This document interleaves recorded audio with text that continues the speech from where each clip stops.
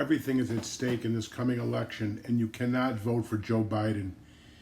These catastrophe that's going on in the streets of the looting and the rioting and the arson and the throwing stones at police and the chaos is not simply a fight for racial justice, as bad as that cop killing George Floyd was.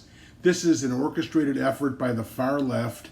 Obama calls it the Great Awakening, funded by George Soros, to take down America, to bring down America to its knees.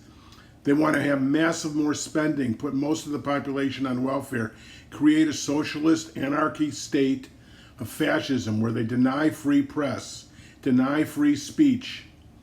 That is what is at stake in this election. And Joe Biden is absolutely the worst guy to elect as president. Now, I want to give you 17 quick reasons why. Number one, he's clearly got dementia. He can't string together two coherent sentences. They're keeping him locked in his basement. They haven't let him have, as of the creation of this video, a press conference in 85 days. The guy is completely demented, and he cannot handle the presidency. And so he'll be a puppet, even a further puppet in the hands of those who run him. Second of all, he's completely corrupt. Have you seen the size of his mansion? He's had a lifetime government salary. His father was so broke they had to live with his grandparents for a while, so he didn't inherit any money. He's completely corrupt. This massive deal with the Ukraine with his drug-addicted son at $85,000 a month, the deals he's had with China. Third of all, he's dumb. He finished almost nearly at the end of his class in every level of education he ever had. Then he lied about it.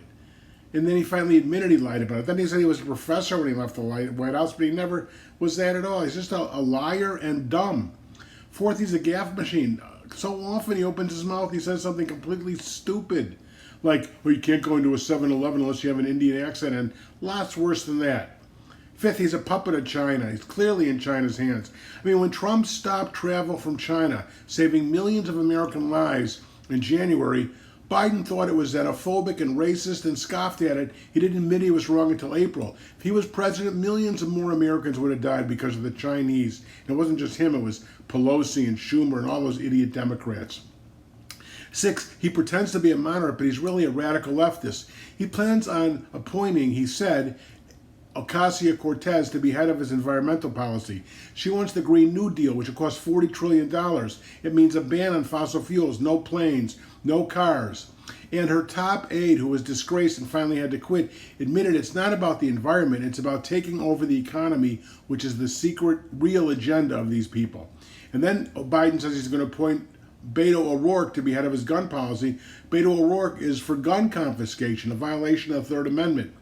I mean, just think about who he's going to appoint to the Supreme Court. Right now, the ability of Americans to have guns is only a 5-4 decision in the Supreme Court. If they win the Senate, God forbid, and they win the presidency, they will pack the court forever with ultra-leftists like the ones on the court right now. 7, he's a liar. He lies every time he opens his mouth. In fact, just remember with George Stephanopoulos, when Stephanopoulos, who's supportive of Democrats, asked him if he was involved with the Flynn prosecution. He said, "Oh, no, I don't know anything about it." And then finally, in another question, he said, "Well, I kind of knew about it." No, now the Strzok papers, which came out the other day, show clearly that Biden was in on the whole thing. He and Obama planned it because Flynn had the goods on them about ISIS and about other terrorist Iran deal, the horrible things. And so Obama purposely targeted Flynn, and Biden was right there, even suggesting that they prosecute him for the Logan Act, which no one has ever been prosecuted for. The guy's just a bald-faced liar. He's also vulgar. He talks about Trump being mean.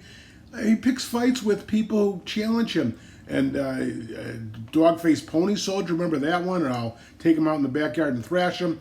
And then these vulgar comments he's talked about, reminiscing at a public event about kids running their hands up and down his legs.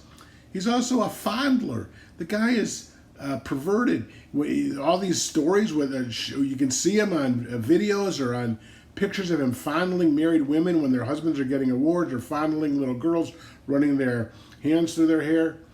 And 10, he's been wrong on every single foreign policy issue ever. Just take one for notable.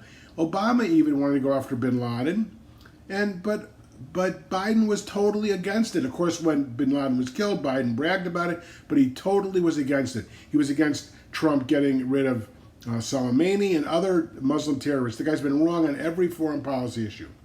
He also makes racist comments. And he said before this whole thing started, and probably started because they were afraid that Biden wouldn't get all the black vote, he said, if you vote for Trump, you're not black. Yeah, well, he's made plenty of racist comments, like when he said, oh, they keep you all in chains. He wants blacks to feel like they're being harmed. In fact, racial equality in relationships were going way up, improving dramatically until Biden and Obama took over, and then racial tension increased significantly because they purposely want that to happen. And Black Lives Matter, which they're backing, is not the answer to this. Fighting against racism, that's great, but Black Lives Matter is a group associated with Muslim terrorists. Their top association with the Venezuela dictator who's a communist. This is a bad group, and these guys are associated with it. Then take about his stupidity with the virus. I already mentioned that when Trump closed the border with China, Biden was opposed to it. He would have done nothing to save American lives. You cannot trust this guy's judgment. And then think about Israel. He's noted for threatening the Prime Minister of Israel, Begin, when he was a senator. He stood idly by while Obama committed the most anti-Semitic act in history with the UN resolution, according to the Simon Wiesenthal Center, the major Nazi hunters. He is bad news for Israel. And he's surrounding himself with Obama's worst anti-Semitic advisors on Israel. And then a flip-flopper. How many times has he staked out a position and then changed his mind? So if you vote for him, you elect him, you have no idea really what you're getting because he's such a flip-flopper on abortion and so many issues.